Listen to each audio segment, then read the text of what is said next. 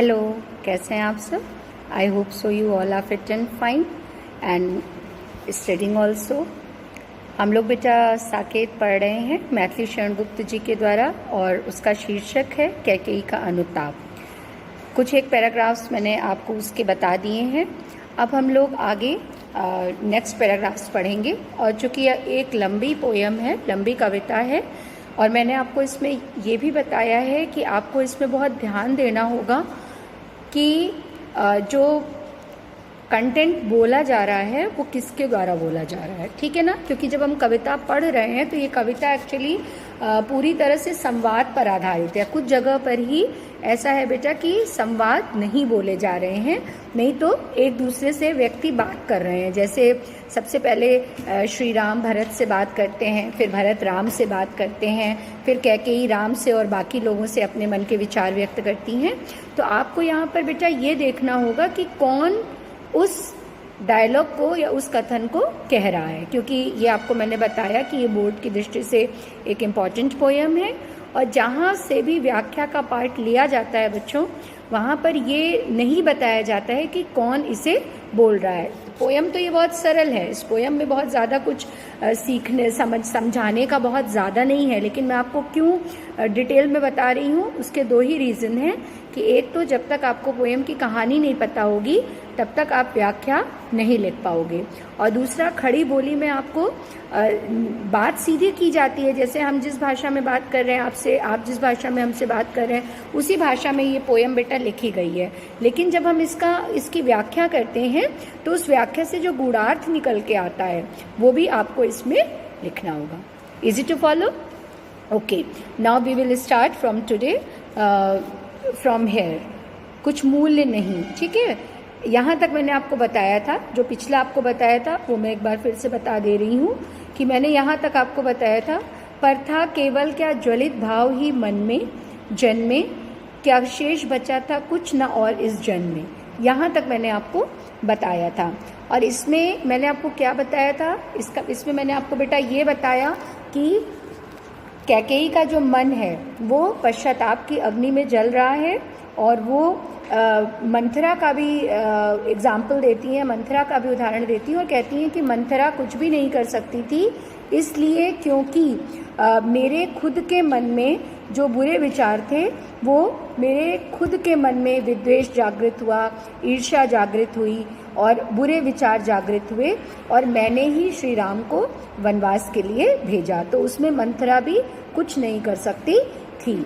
और वो क्या कहती हैं, वो ये भी यहाँ पर कहती हैं कि अपने मन से लास्ट में, वो जो लास्ट पंक्तियाँ मैंने आपको बताई थी उसमें वो कहती हैं कि हे मन, अब तुम इस शरीर में कैद होकर के पश्चाताप की आग में जलते रहो, क्योंकि ये अपराध किसने किया है, ये अपराध वास्तव में तुमने किया है। क्योंकि यदि तुम्हारे मन में विद्वेष जागृत नहीं होता तो या ईर्ष्या जागृत नहीं होती तो कैकेयी वो सब कुछ ना करती जो वो स्वयं कर बैठी। इसलिए वो अपने मन से कह रही हैं क्योंकि अपराध तुमने किया है इसलिए अब तुम पश्चाताप की आग में निरंतर जलते रहो और इस अपराध का दंड भोगो और यही तुम्हारी उचित और सही सजा होगी। ठीक है, यहाँ तक हमने आपको बेटा बताया था, ये मैंने आपको इंट्रो दिया। अब हम लोग यहाँ से नया पैराग्राफ पढ़ेंगे। देखिए, कुछ मूल्य नहीं वात्सल्य मात्र क्या तेरा, पर आज अन्य सा हुआ वत्स भी मेरा।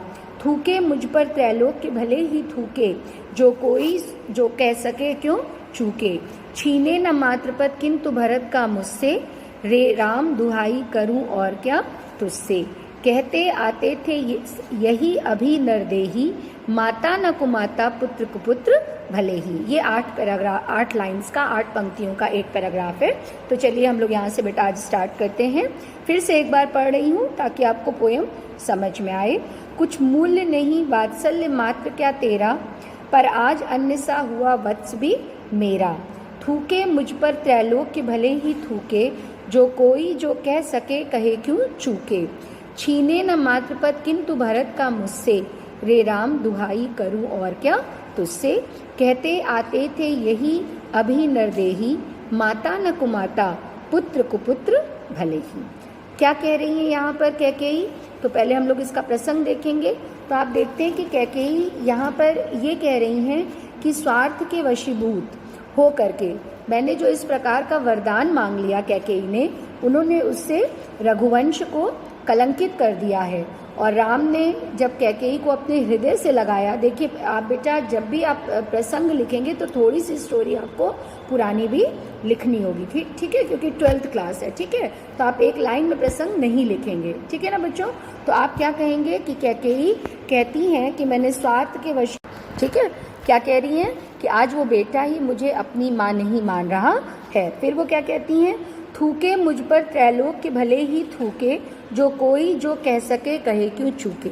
अब कह रही हैं कि जो पूरी दुनिया मेरी निंदा कर रही है, मेरे ऊपर थूक रही है, मुझे बुरा भला कह रही है, तो केवल दुनिया ही नहीं बल्कि त्रैलोक के मतलब बेटा तीनों लोग, जो तीनों लोग भी अगर मुझ पर थूकते हैं और तीनों लोग भी अगर मुझे बुरा भला कहते हैं, तो भी अब मेरे लिए जो मैंने अपराध किया है वो इतना बड़ा कैकेयी ने अपराध किया है कि वो कह रही हैं कि अगर कैकेयी को तीनों लोकों के योग भी, मतलब 3 लोक मतलब कौन से, ये लोक तो केवल धरती के कह रहे हैं, लेकिन त्रैलोक्य को आप यहाँ पर क्लियर करेंगे कि त्रैलोक्य का अर्थ क्या है, क्योंकि आपसे ये क्वेश्चन में भी पूछा जा सकता है। सीबीएसई पैटर्न में अब आपके क्वेश्चन आते हैं कि त्रैलोक्य किसे कहते हैं, तो त्रैलोक्य मतलब धरती लोक, आकाश लोक और पाताल लोक। तो तीनों लोकों के प्राणी जो हैं, तीनों संसारों के प्राणी मुझे जो है, लोक मतलब संसार बेटा, तो तीनों लोकों के प्राणी भले ही कैकेयी को आज बुरा भला कहें, जो कोई जो कह सके क्यों चूके। वो क्यों चूक करे, वो क्यों कमी करे कुछ भी कहने में,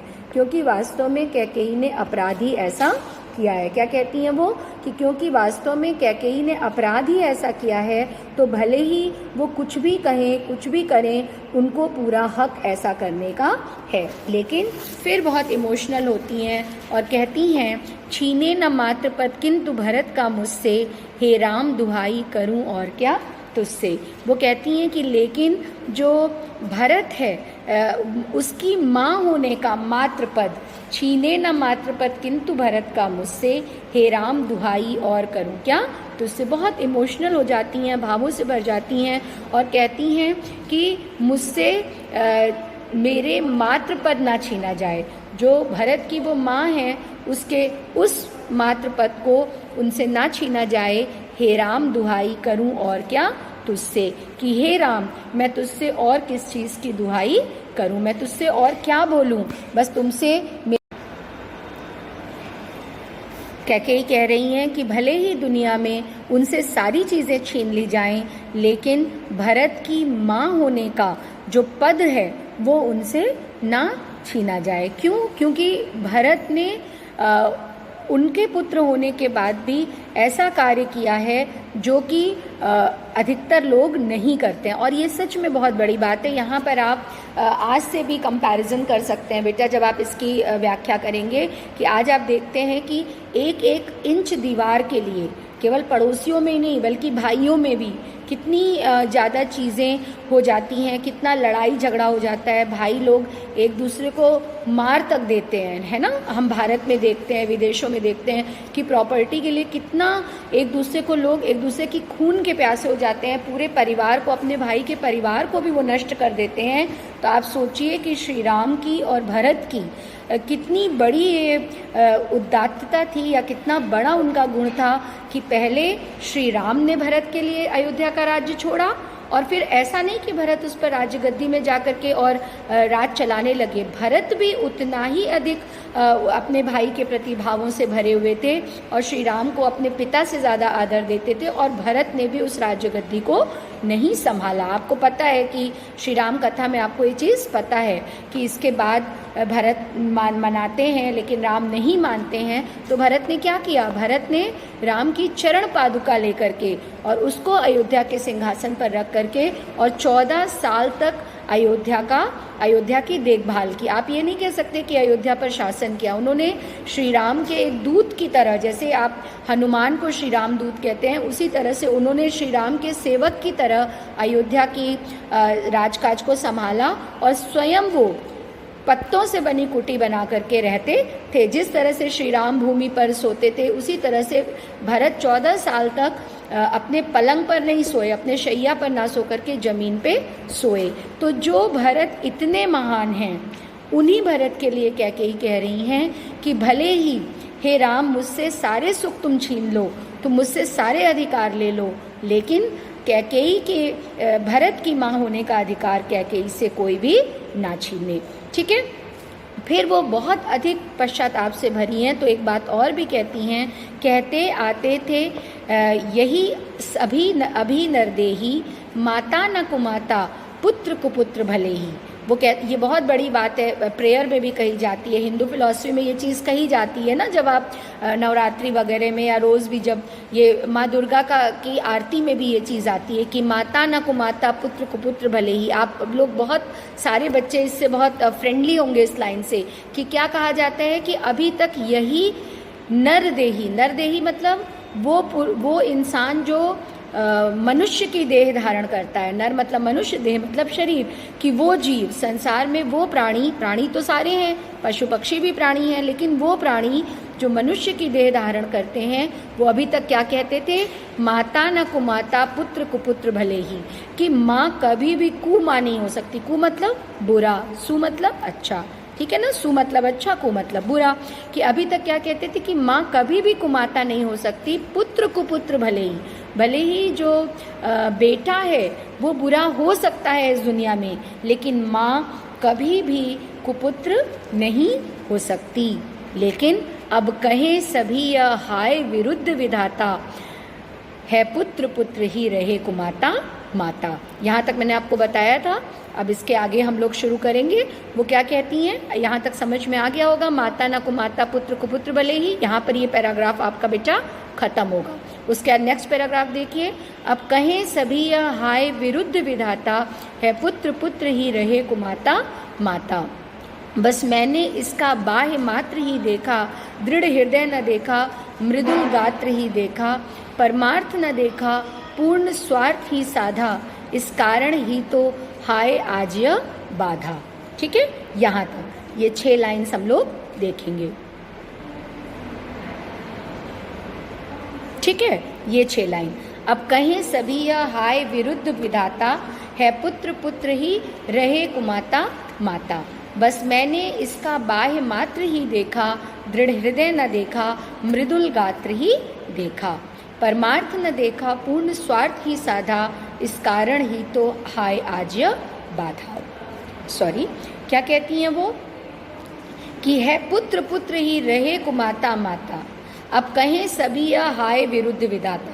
अब इसके पहले की जो 2 लाइन है, जहाँ पर आपका पैराग्राफ खत्म हुआ है, वहाँ पर अब वो क्या हो जाएगा, जब लंबी पोएम्स, आपको इसके पहले मैं पवन दूती का भी पढ़ा चुकी हूँ, तो मैंने क्या बताया है लंबी पोएम्स में, कि लंबी पोएम्स में जो व्याख्या होती है ना बेटा, वही आगे के लिए प्रसंग बन जाती है। तो आप इस प्रसंग में लिखेंगे, पहले तो ये बताएंगे कि श्री राम अयोध्या छोड़ करके चित्रकूट में पर्णकुटी बना करके रह रहे हैं, और भरत बाकी रानियों के साथ, मतलब अपनी माताओं के साथ और उर्मिला के साथ और संघमित्रा के साथ, जो शत्रुघ्न की पत्नी है उनके साथ, अपने गुरुओं के साथ, और किसके साथ, अपने अयोध्या वासियों के साथ श्री राम को मनाने आए हैं। और जब श्री राम बातों में अपनी जो बातें करते हैं भरत से, और जब उससे वो कैकेयी का उल्लेख करते हैं, कैकेयी का नाम लेते हैं, तो कैकेयी पश्चाताप से भर उठती हैं और अपने हृदय के विचार व्यक्त कर रही हैं। और यहाँ पर वो ये आपका प्रसंग होगा। ठीक है, मैं आपको हर बार बताते चल रही हूँ कि प्रसंग क्या होगा। तो मेरी आपसे छोटी सी गुजारिश है कि आप वीडियो को 2 बार देखेंगे और फिर अपने नोट्स प्रिपेयर करेंगे, क्योंकि आराम से धीरे धीरे आपको बता रही हूँ, है ना। क्योंकि बेटा आप खुद देख रहे हैं कि इतनी बड़ी बड़ी पोएम्स हैं कि हर लाइन का अर्थ आपको लिख करके मेरे लिए भेजना पॉसिबल नहीं है। जहाँ पर भी कठिन अर्थ होगा जो आप नहीं लिख पाएंगे, उसके नोट्स मैं आपको प्रोवाइड कर रही हूँ। ठीक है, तो वो क्या कह रही थी कि सब ये जानते थे अभी तक कि माँ जो है वो कुमाता नहीं हो सकती, भले ही पुत्र कुपुत्र हो जाए, लेकिन माँ कभी भी कुमाता नहीं हो सकती। अब कहें सभी यह हाय विरुद्ध विधाता, लेकिन आज क्या है, आज विधाता भी, ईश्वर भी कैकेयी के विरुद्ध हो गए हैं। आज विधाता भी जो हैं वो किसके विरुद्ध हो गए हैं? कैकेयी के विरुद्ध हो गए हैं। इसलिए सब ये कह सकते हैं है पुत्र पुत्र ही रहे कुमाता माता, कि जो पुत्र है वो पुत्र ही रहेगा, भले ही माँ जो है वो कुमाता बन जाए। अब उल्टा कहेंगे, लोग क्या कहेंगे? लोग कहेंगे कि नहीं, पुत्र तो हमेशा पुत्र रहेगा, भले ही जो माँ है वो बुरी माँ बन जाए। ठीक है, समझ में आ गया? फिर से रिपीट कर रहे हैं कि अब लोग क्या कहेंगे कि भले ही माँ कुमाता बन जाएगी, लेकिन जो पुत्र है वो कुपुत्र ही रहेगा। भले ही जो माँ है वो बुरी बन जाएगी, लेकिन पुत्र जो है वो कुपुत्र रहेगा। ठीक है, बस मैंने इसका बाह्य मात्र ही देखा, दृढ़ हृदय न देखा, मृदुल गात्र ही देखा। कैकेयी, अब यहाँ से देखिए, अब यहाँ से कैकेयी भरत के लिए कह रही है। ध्यान रखिएगा कि ये जो पंक्ति शुरू हुई है, इसीलिए यहाँ पे मैंने पैराग्राफ चेंज किया। अभी तक कैकेयी किसके बारे में वर्णन कर रही थी? अपने बारे में, कि उनको क्या हो गया था कि उन्होंने भरत के लिए राज्य मांग करके और श्री राम के लिए 14 वर्ष का वनवास मांग लिया। ठीक है बेटा, लेकिन अब वो किसके लिए कह रही हैं? अब वो भरत के लिए कह रही हैं कि दृढ़ हृदय न दे, बस मैंने इसका बाह्य मात्र ही देखा, मैंने अपने पुत्र का बाह्य मात्र ही देखा, बाहरी आवरण देखा, बाहरी शरीर देखा। ये इतना चुपचाप रहता था, इतना शांत रहता था और मेरी हर आज्ञा का पालन करता था, इसलिए मैंने क्या देखा? मैंने इसका बाह्य मात्र ही देखा और मुझे ये लगा कि मैं सिर्फ कहूँगी और भरत मेरा कहना मान लेगा। लेकिन दृढ़ हृदय न देखा, मृदुल गात्र ही देखा। मृदुल मतलब मुलायम, कोमल, गात्र मतलब शरीर, और दृढ़ हृदय, लेकिन इसके मन में राम तुम्हारे लिए, मैंने आपको कल भी इसके पहले के वीडियो में भी बताया था कि जब कैकेयी राम का नाम लेंगी तब आप श्री नहीं लगाएंगे, क्योंकि आपकी मम्मी आपको मिस करके थोड़ी ही बोलती है, मिस अंजलि, मिस प्रतिभा नहीं बोलती है ना, आपकी मम्मी आपको नाम लेती हैं, बेटा बोलती हैं। तो इसी तरह से कैकेयी राम से कह रही हैं कि मैंने भरत का मृदुल गात्र ही देखा, बाह्य शरीर देखा, लेकिन उसके मन में हे राम तुम्हारे लिए जो दृढ़ता थी, जो प्रेम था, वो मैं नहीं देख पाई। ठीक है, समझ में आया? वो मैं नहीं देख पाई। इस कारण ही तो हाय आज यह बाधा, परमार्थ न देखा, पूर्ण स्वार्थ ही साधा, इस कारण ही तो हाय आज यह बाधा। फिर क्या कह रही हैं? मैंने दूसरों की भलाई नहीं देखी, मैंने ये नहीं देखा कि राजा दशरथ क्या चाहते थे कि पुत्र को क्यों राज्य मिले, क्योंकि तुम काबिल थे। यहाँ पर आपको इस लाइन को एक्सप्लेन करना होगा। परमार्थ न देखा, पूर्ण स्वार्थ ही साधा, कि कैकेयी कह रही हैं कि वो पूर्ण रूप से स्वार्थी बन गई थी, वो सिर्फ अपने पुत्र की भलाई देख रही थी, वो परमार्थ नहीं देख रही थी, वो ये नहीं देख रही थी कि राजा दशरथ क्या चाहते हैं, वो ये नहीं देख रही थी कौशल्या क्या चाहती हैं, वो ये नहीं देख रही थी कि श्री राम इतने अच्छे थे कि अयोध्या वासियों की भलाई कर सकते थे, है ना। और आपको पता भी है कि श्री राम की जो है वो श्री राम का राज्य जब बना, जब वो वापस अयोध्या गए रावण को मार के, और जब उनका पुनः राज तिलक किया गया और वो अयोध्या के राजा बने, तो आपको पता है, इतना आपको जनरल नॉलेज है कि गांधी जी ने भी भारत में राम राज्य की स्थापना का स्वप्न देखा था। ये मैं आपको नॉलेज के लिए बता रही हूँ, आपको इसको लिखने की ज़रूरत नहीं है, लेकिन आप साहित्यिक विशेषता में लिख भी सकते हैं कि गांधी जी ने भी, जो हमारे राष्ट्रपिता गांधी जी थे, उन्होंने भी भारत में राम राज्य की स्थापना का स्वप्न देखा था। क्यों देखा था? क्योंकि राम इतने ज़्यादा अच्छे व्यक्ति थे।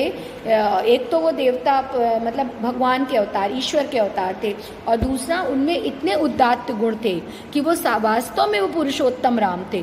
उनकी जो धीरता थी, जो गंभीरता थी, प्रजा के प्रति जो प्रेम था, तो सब उनके गुणों से चाहते थे कि राम राजा बने। इसलिए नहीं चाहते थे कि श्री राम चारों भाइयों में सबसे बड़े थे। तो ये सारी चीज़ें आप उनके गुणों को लिखेंगी, और आप लिखेंगे कि भरत ने कि कैकेयी यहाँ पर यही सोच के पछता रही हैं कि उन्होंने लोगों की भलाई नहीं देखी, बल्कि वो स्वार्थी बन गई।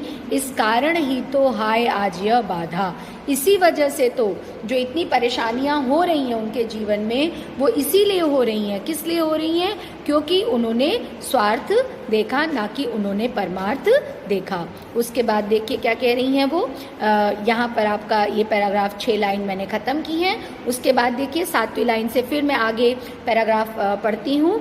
क्या है, युग युग तक, ये यहाँ से पैराग्राफ चेंज होता है आपका, और ये सारे पैराग्राफ्स एक लाइन से आप अपनी कॉपी में लिखते जाएंगे, क्योंकि ये सारे पैराग्राफ्स इम्पॉर्टेंट हैं।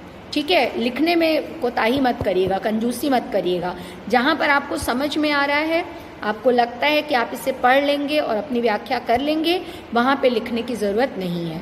लेकिन जो भी पैराग्राफ आपको कठिन लगता है उसको आप लिखेंगे। ठीक है, ये मैंने आपको बताया, क्योंकि ये आपकी सेल्फ स्टडी चल रही है बेटा, ये ध्यान रखिएगा। और ख़ास तौर से मैं यहाँ पर थोड़ा सा लेसन को रोक के एक चीज़ और बोल रही हूँ कि आपका बोर्ड का क्लास है, बहुत 99% चांसेस हैं कि अगले साल बोर्ड का एग्ज़ाम होगा। ईश्वर करे लहर ना आए तीसरी और बोर्ड का एग्ज़ाम हो। तो आपने 11th में भी ऑनलाइन पेपर दिया है, तो अगर आप लिखेंगे नहीं, फिर आप पूछते हैं कि मिस ये लिखना है, मिस वो लिखना है।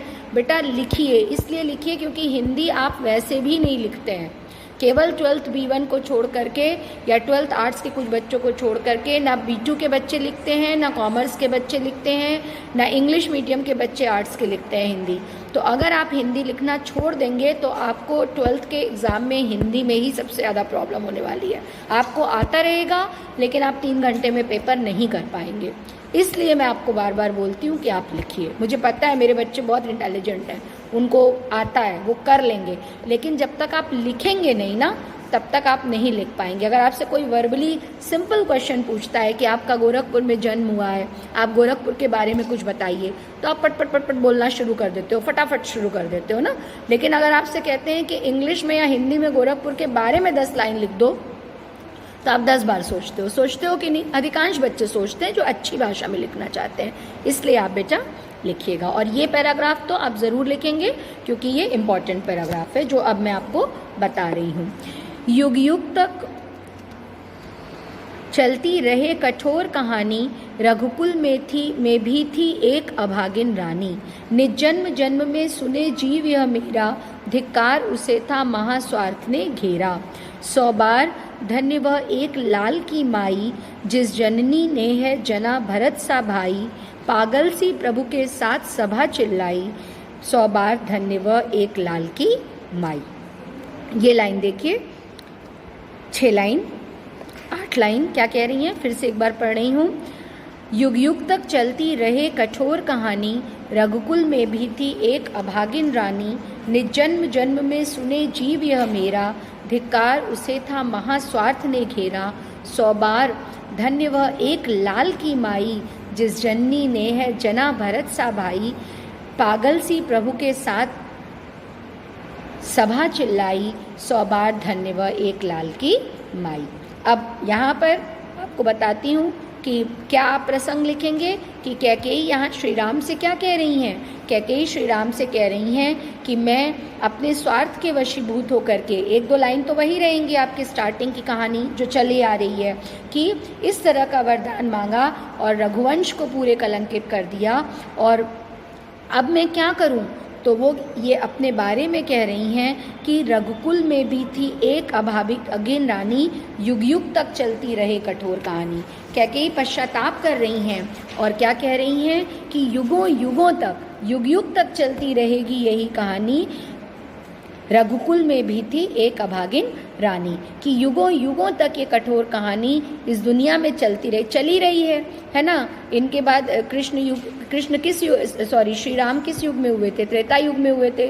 उसके बाद द्वापर युग हुआ, उसके बाद ये कलयुग है, और इस कलयुग में भी श्री राम कथा को बार बार कहा जाता है, सुनाया जाता है, और कैकेयी को उसमें क्या किया जाता है, धिक्कारा जाता है। आप सबको ये चीज़ पता है। तो यही चीज़, इसी बात को वो कह रही हैं कि युगों युगों तक ये कठोर कहानी चलती रहेगी कि रघुवंश में भी, रघुकुल में भी एक ऐसी कैकेयी जैसी एक रानी थी जो बहुत ही दुष्ट थी और अभागिन थी, और जिसने अपने स्वार्थ के वशीभूत होकर के ऐसा दुष्कर्म किया, ऐसा बुरा कर्म किया कि अपने स्वयं के पुत्र के लिए राज्य मांगा, और इतना ही मांगती तो ठीक था, बल्कि क्या किया, अपने दूसरे पुत्र को जंगल में भेज दिया, वन में भेज दिया, वो भी 1-2 दिन के लिए नहीं, 14 वर्ष के लिए। ठीक है, समझ में आ गया?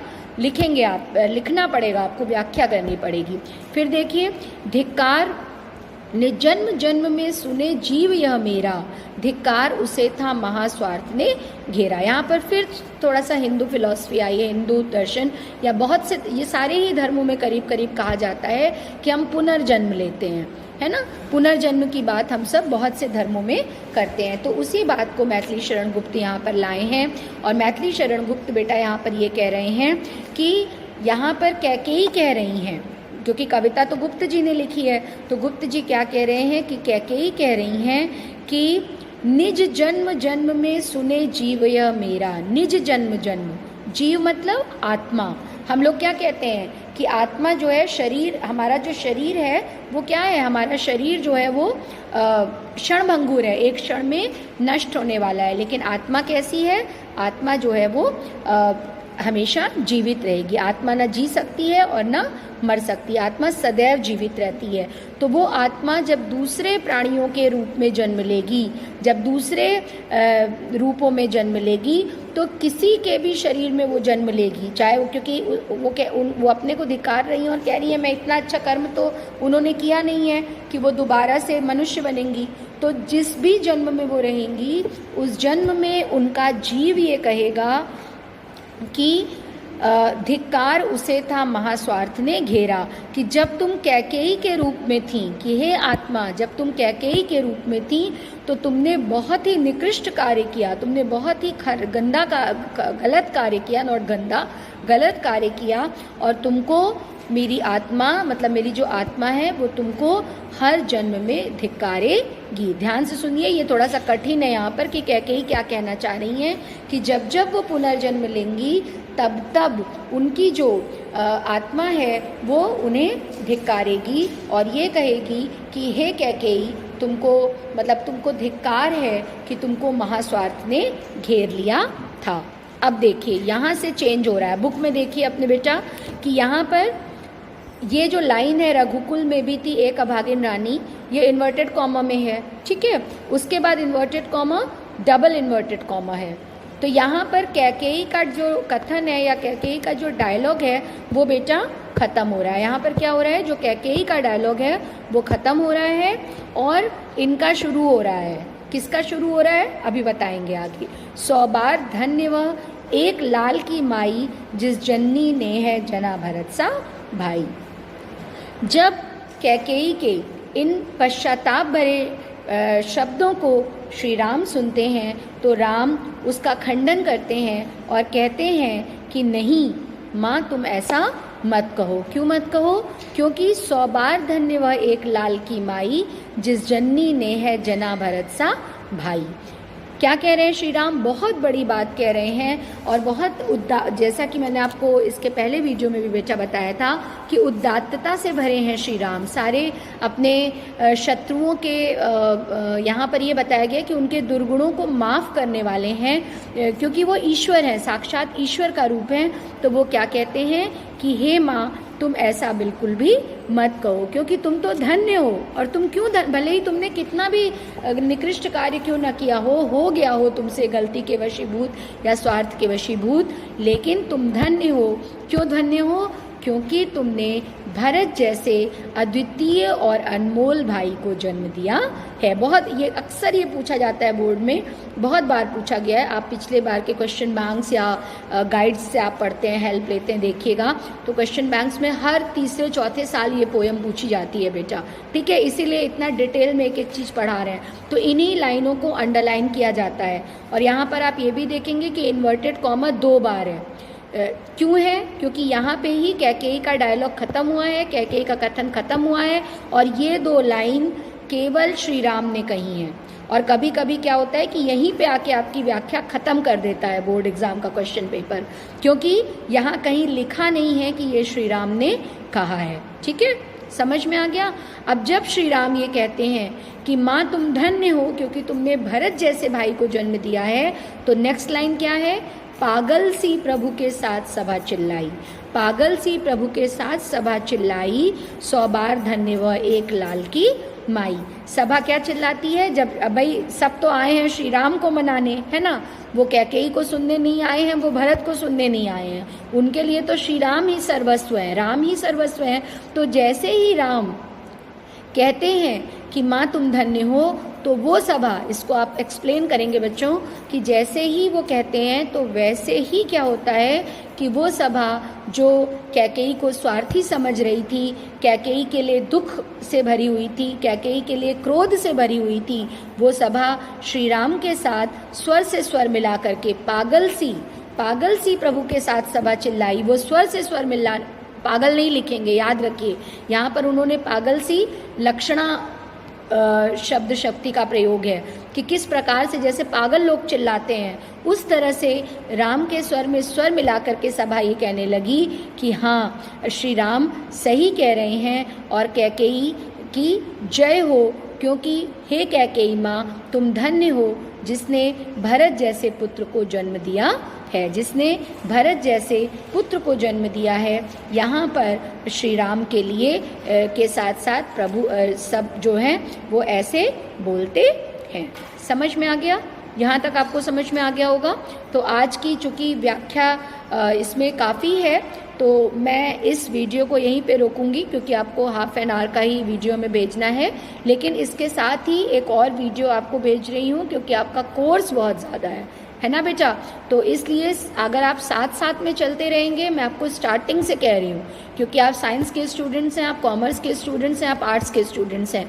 जब बोर्ड एग्ज़ाम पास आता है तो आप क्या करते हैं, आप अपना मेन सब्जेक्ट पढ़ते हैं। जब बोर्ड एग्ज़ाम पास आता है तो आप अपना मेन सब्जेक्ट पढ़ते हैं, लेकिन जब बोर्ड एग्ज़ाम नहीं रहता है तो आप हिंदी और इंग्लिश पढ़ सकते हैं। इसलिए जब आप मेरे साथ साथ चलेंगे तो आपको परेशानी नहीं होगी, ठीक है। इसलिए जितना यहाँ तक आज बताया है बच्चों, इसको आप ज़रूर से लिखेंगे, ठीक है। Okay, God bless you, thank you.